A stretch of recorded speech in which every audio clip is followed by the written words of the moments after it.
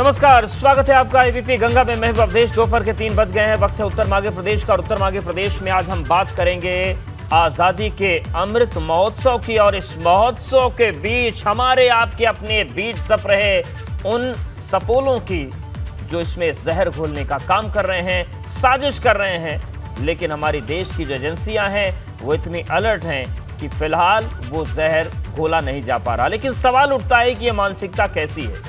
सवाल ये उठ रहा है कि इस मानसिकता से निपटा कैसे जाएगा। और सवाल ये भी है कि देश के भीतर ही आग लगाने वाले अगर बैठे हों, आतंक की पाठशाला लेकर बैठे हों, तो फिर क्या हमें बाहरी दुश्मन की कोई कमी खल सकती है?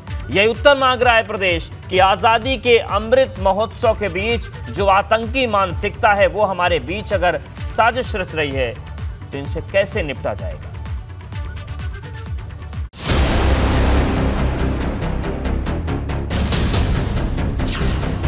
स्वतंत्रता दिवस से पहले साजिश के तार, बारूदी दहशत का नापाक सूत्रधार,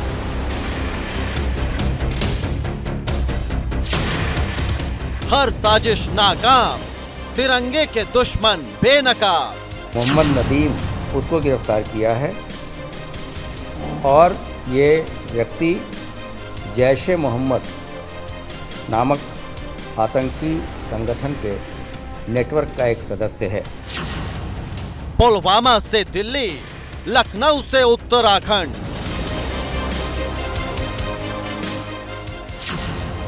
कौन फैलाना चाहता है आतंक का जहर? जौनपुर यूपी का एक रहने वाला लड़का हमने पकड़ा है जिसका नाम सद्दाम है। और ये कंसाइनमेंट जो था ये इनिशियली अभी तक जो इंटेरोगेशन में पता चला है लखनऊ के लिए इंटेंडेड था। वहाँ से आगे कहाँ जाना था उसके ऊपर अभी हम फर्दर इन्वेस्टिगेशन कर रहे हैं। आजादी के जश्न पर किसकी काली नजर? यह शानदार कामयाबी है और इस प्रकार से 15 अगस्त से पहले इस प्रकार की मानसिकता वाले देश के दुश्मनों को खोज निकालना और कोई अनहोनी होने से देश में और प्रदेश में बचाना, यह बड़ी सफलता है। क्या घर में बैठे हैं अमन के दुश्मन? उत्तर मांगे प्रदेश।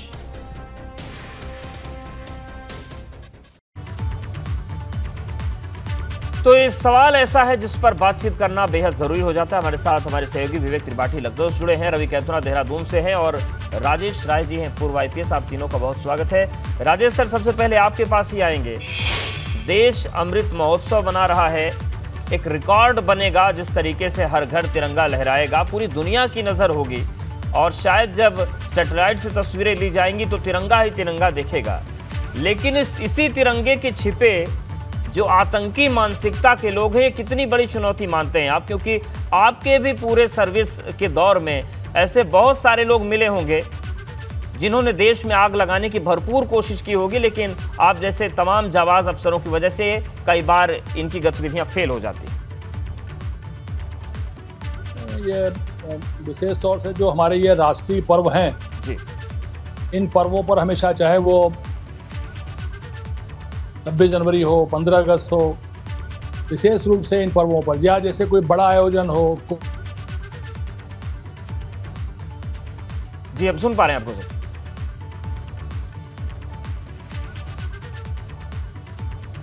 बिल्कुल राजेश सर, आपके पास आएंगे, थोड़ा तकनीकी दिक्कत है। विवेक, आपके पास आए, ये बताइए कि जिस तरीके से गिरफ्तारी हुई, आजमगढ़ से आतंकी पकड़ा जाता है, सहारनपुर से पकड़ा जाता है, ये तमाम ऐसे लोग हैं जो आज़ादी के अमृत महोत्सव में अपना जहर घोलने की कोशिश कर रहे थे। इसको लेकर अब क्या इनपुट्स मिल रहे हैं? कितनी बड़ी साजिश थी?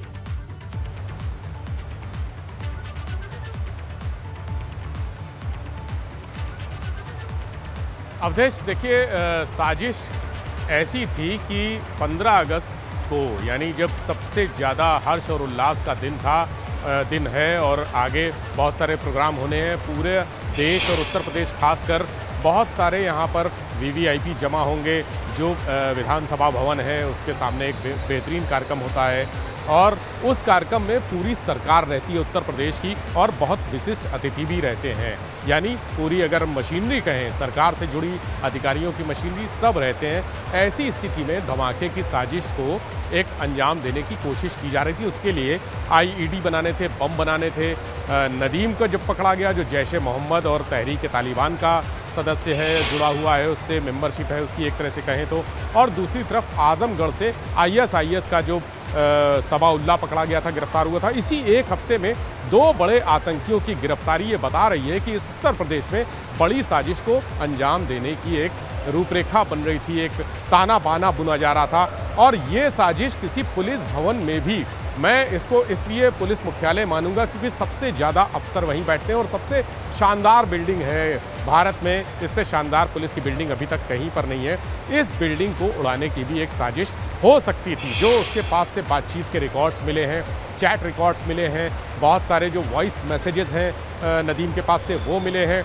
और ये भी पता चला है कि जो हकीमुल्ला और सैफुल्ला जो पाकिस्तान के हैंडलर हैं, आतंकी हैं, वो इसको लगातार निर्देश दे रहे थे और इसे कह रहे थे कि आगे किस तरह से करना है। नूपुर शर्मा जो इतना बड़ा नाम अभी पिछले कुछ दिनों में सामने आया है बीजेपी का, उनके खिलाफ एक बड़ी साजिश थी। उनकी हत्या करने के लिए भी कहा गया था नदीम को। और सबसे बड़ी बात, लोन वुल्फ अटैक, जैसे मुर्तज़ा पकड़ा गया था जब गोरखपुर में मंदिर पर हमला करने की कोशिश में, तो उसने लोन वुल्फ अटैक की थ्योरी पर ही हमला किया था। यानी पुलिस कर्मियों से हथियार छीनकर उन्हीं पर इस्तेमाल करने की उसकी पूरी तैयारी थी। लेकिन नदीम यहाँ पर डिफरेंट है क्योंकि नदीम को लोन वुल्फ अटैक की दूसरी ट्रेनिंग दी गई थी। उसको चाकू से लोगों को मारना सिखाया गया था, खून बहाना सिखाया गया था, ऐसी जगह पर वार करें जिससे आदमी एक ही बार में काम उसका तमाम हो जाए, ये उसको सिखाया गया था। और इस तरह से कहा गया था कि जब इस तरह का अटैक करना होगा तो ऐसे व्यक्ति पर करें जिसके पास भारी मात्रा में जो अच्छी गन है या जो एक बार में सैकड़ों राउंड गोलियां चलती हैं जिससे ट्रिगर दबाने से उस राइफल को या उस असलहे को जब्त करे, अपने कब्जे में ले, लोन वुल्फ अटैक करके और फिर गोलियां बरसाएं। ये सब ट्रेनिंग उसको दी गई थी।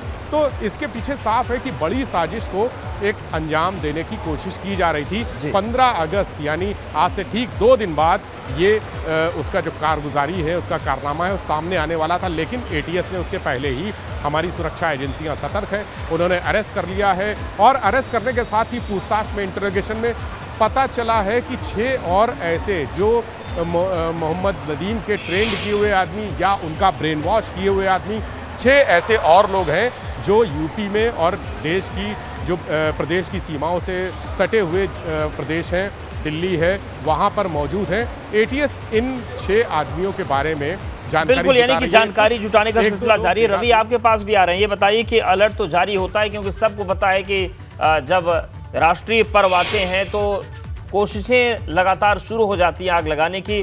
किस तरीके का अलर्ट देहरादून में है, उत्तराखंड में है और किस तरीके की तैयारियां वहां पर हैं कि अमृत महोत्सव, अमृतकाल बना रहे, उसमें कोई जहर न घोल पाए?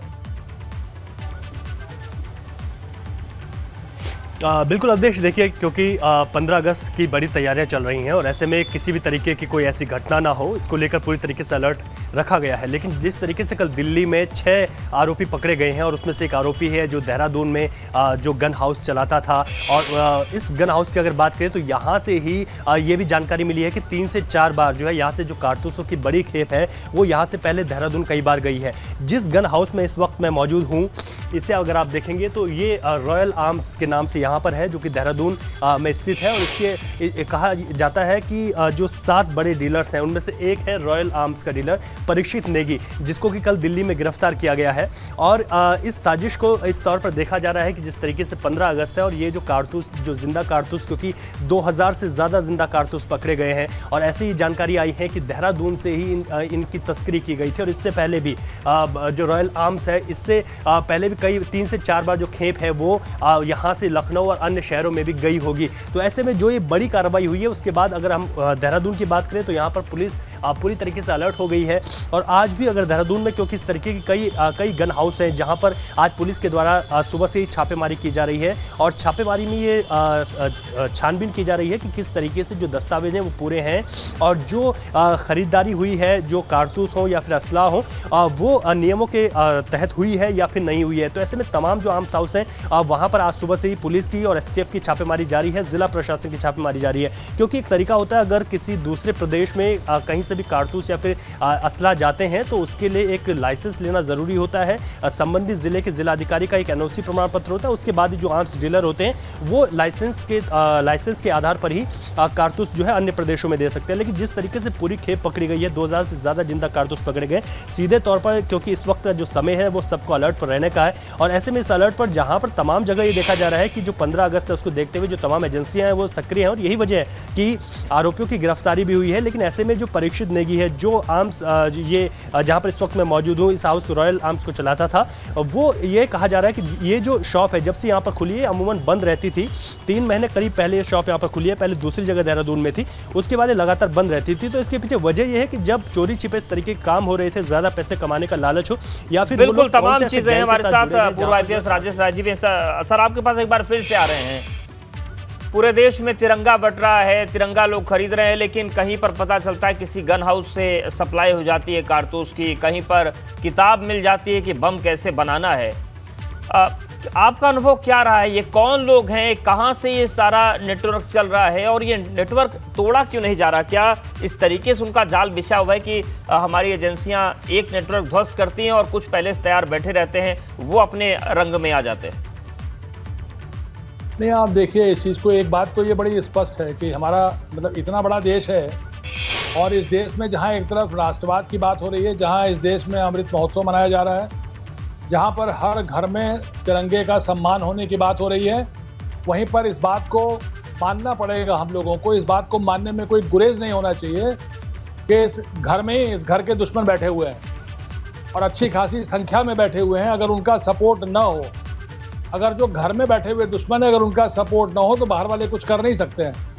लेकिन वो घर में बैठे हुए हैं, यहाँ पे खाते हैं, यहाँ पर रहते हैं, और उनका जो सपोर्ट है वो किसी न किसी रूप में जो दुश्मन देश है उनके साथ जुड़ा हुआ है। और हिंदुस्तान को नीचा दिखाने की कोशिश में, हिंदुस्तान को सारी दुनिया में बदनाम करने की कोशिश में तो आधी दुनिया लगी हुई है, क्योंकि लोगों को ये बर्दाश्त नहीं है जिस तरह से हिंदुस्तान आज दुनिया में, चाहे इकोनॉमी के नाम पे हो, चाहे पावर के नाम पे हो, चाहे सम्मान के नाम पे हो, जिस तरह से दुनिया में हिंदुस्तान एक बढ़कर के आगे आ रहा है, वो बात लोगों को बर्दाश्त नहीं होती है। तो जो ये खास तौर से वो तो हमेशा कोशिश करते हैं छोटी छोटी सी बातों को लेकर के, उसमें जरा सी भी कोई बात होगी तो उसको लेकर के अमेरिका से लेकर के और जो जितने भी इस्लामिक कंट्रीज हैं सब लोग एक ऐसा नैरेटिव बनाएंगे जैसे जो कुछ हो रहा है हिंदुस्तान में हो रहा है। छोटी से छोटी चीज़ को लेकर के आगे बढ़ाने की कोशिश रहती है।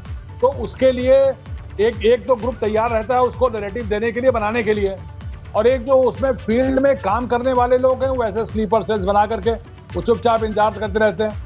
अब जैसे ये जो ओकेजन्स हैं, जो राष्ट्रीय पर्व के ओकेजन हैं, अब जब ये मालूम है कि इतने उत्साह के साथ में सारे देश में 15 अगस्त को मनाया जा रहा है, तो ये बात बर्दाश्त नहीं हो रही है लोगों को। तो उसमें खलल डालने के लिए जो भी उनके लोग, हालांकि हमारी जो एजेंसीज हैं, hats off to our agencies, जो लगातार जो है उनके जो उनको इनपुट मिलते हैं उसके द्वारा एक से चूल भिड़ा करके, तार से तार मिला करके, एक जगह की इंफॉर्मेशन ले करके उससे इंट्रोगेट करके बिल्कुल कोशिश की जाती है कि कुछ ना हो, लेकिन ऐसे लोगों का स्थायी समाधान वाकई चुनौतीपूर्ण है, क्योंकि देश इतना बड़ा है और ऐसे में ये कहां कहां फैले हैं उनको हालांकि पकड़ने की कोशिश लगातार जारी रहती है। हमारे साथ तीनों मेहमान बने हुए हैं, जाएंगे उनके पास।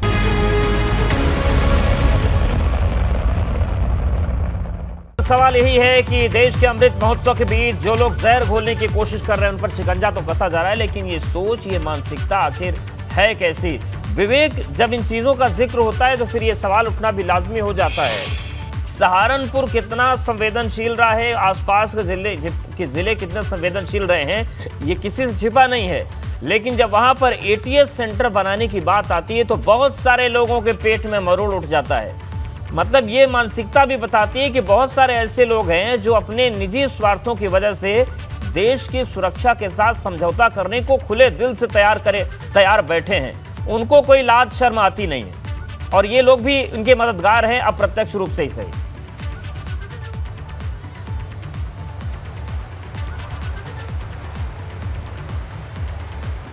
ये बड़े अफसोस की बात है अवधेश, हमारे लिए, हमारे देश के लिए और राष्ट्र की सुरक्षा के लिए जो आपने बात कही। और वाकई में लोग मदद करते हैं, शेल्टर देते हैं। इन्हीं शेल्टर देने वालों की वजह से आतंकी लगातार वारदातें कर देते हैं। हालांकि पिछले कुछ दिनों की बात, महीनों की बात या कुछ सालों की बात अगर हम करें तो सुरक्षा एजेंसियां सतर्क हुई हैं और बेहतर काम कर रही हैं, बेहतर परिणाम दे रही हैं। मोहम्मद नदीम की अगर हम बात करते हैं तो मोहम्मद नदीम को करीब 2018 से नज़र में रखे हुए थी एटीएस।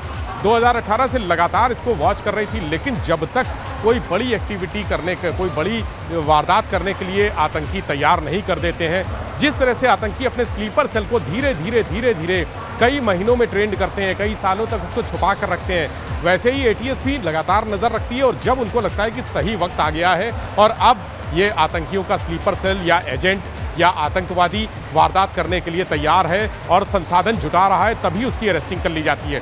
लेकिन इन सब बातों के पीछे ये बात भी महत्वपूर्ण है कि बहुत सारे शेल्टर देने वाले लोग भी मौजूद हैं, सहारा देने वाले लोग मौजूद हैं, और अगर गिरफ्तारी हो जाती है तो हल्ला मचाने वाले भी मौजूद हैं। तमाम ऐसे इसी देश में ऐसे संगठन हैं जो आतंकवादियों के लिए खुलकर खड़े होते हैं, धरना प्रदर्शन करते हैं, विधानसभा के आसपास सामने विरोध करते हैं और पुलिस पर आरोप लगाते हैं, सुरक्षा एजेंसियों पर आरोप लगाते हैं कि गलत गिरफ्तारी हुई है और एक धर्म विशेष के व्यक्तियों के खिलाफ, एक संप्रदाय विशेष के व्यक्तियों के खिलाफ एक अभियान चलाया जा रहा है। ये भी सत्य बात है, स्वीकारनी होगी, क्योंकि बहुत सारे संगठन उनके मुकदमे लड़ने के लिए आगे आ जाते हैं। उनकी जो कई लोग ऐसे जो आतंकी संगठनों से जुड़े हैं वो तो पहले से तैयारी करके रखते हैं। हम अगर पीएफआई एजेंटों की बात करें तो उसमें भी बहुत सारे ऐसे वकील थे पीएफआई से जुड़े हुए जो अपने सदस्यों को सिर्फ उत्तर प्रदेश नहीं, दिल्ली से लेकर और पूरे देश में अलग अलग हिस्सों में उनके मुकदमों की, छोटे से छोटे मुकदमों की पैरवी करने के लिए एक बड़े वकीलों का ग्रुप बना हुआ था, जिसमें से अभी हाल ही में एक वकील गिरफ्तार भी हुआ है, लखनऊ से गिरफ्तार हुआ है और मध्य प्रदेश में वो वांटेड था। ऐसे लोगों को शर्म आनी चाहिए कि वो देश के प्रति क्या अपनी जिम्मेदारी निभा रहे हैं। सुरक्षा एजेंसियां हमारे लिए गर्व का विषय है कि उन्होंने बीते कुछ सालों में अपने आप को इतना बेहतरीन से इम्प्रूव कर लिया है, इतना ज़्यादा इम्प्रूव कर लिया है कि किसी भी, पहले आपको 5 साल पहले या 8 साल पहले की बातें अगर आप सोचेंगे तो धमाके होते थे, बस स्टेशनों में सीरियल ब्लास्ट होते थे, भीड़ भाड़ वाली जगह पे बम फूटते थे, लेकिन अब ऐसा नहीं है। अब सुरक्षा एजेंसियां किसी वारदात के पहले ही सतर्क रहती हैं, चूंकि विजिल रहती हैं हर समय, तो उनकी जानकारी में सब कुछ रहता है और ऐसे लोग पकड़े जाते हैं। बीते एक सप्ताह में ISIS के एजेंट से लेकर जैश ए मोहम्मद और तहरीक पाकिस्तान के आतंकी की गिरफ्तारी इस बात का सबूत है कि सुरक्षा एजेंसियां अपना काम कर रही हैं, ATS अपना काम कर रही है, तमाम जो एजेंसियां हैं STF अपना काम कर रही है और सब बेहतर काम कर रहे हैं। मुद्दा यही है कि देश के दुश्मनों को उनके मंसूबों में जो सफलता है वो नहीं हासिल होने देनी है, क्योंकि ये सुरक्षा का मामला है।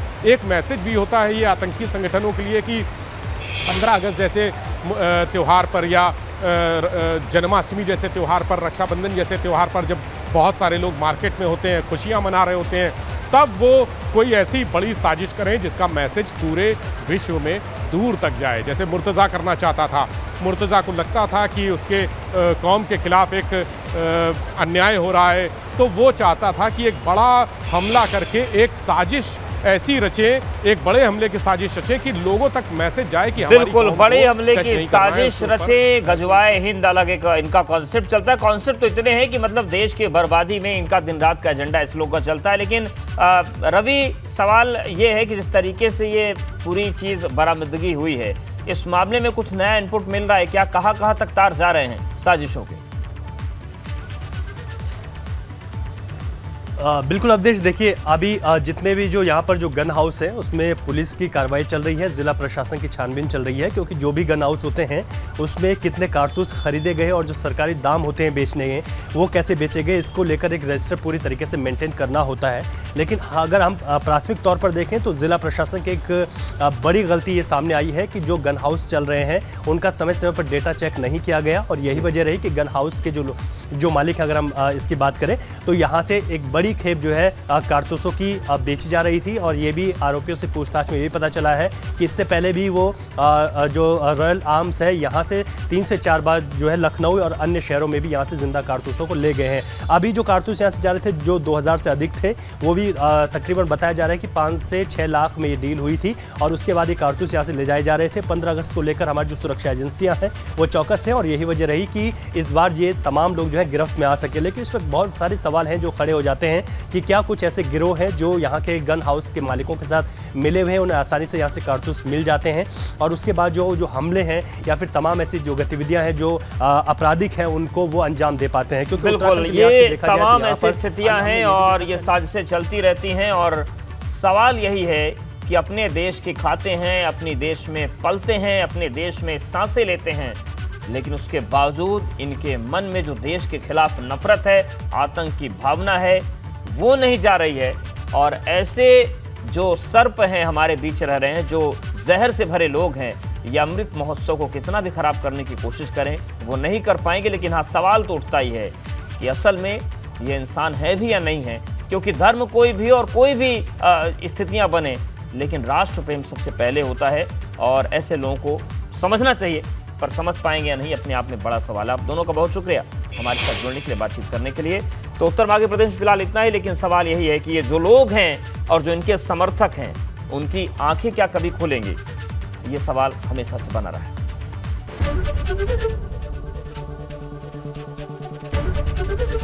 एबीपी गंगा, खबर आपकी, जुबान आपकी।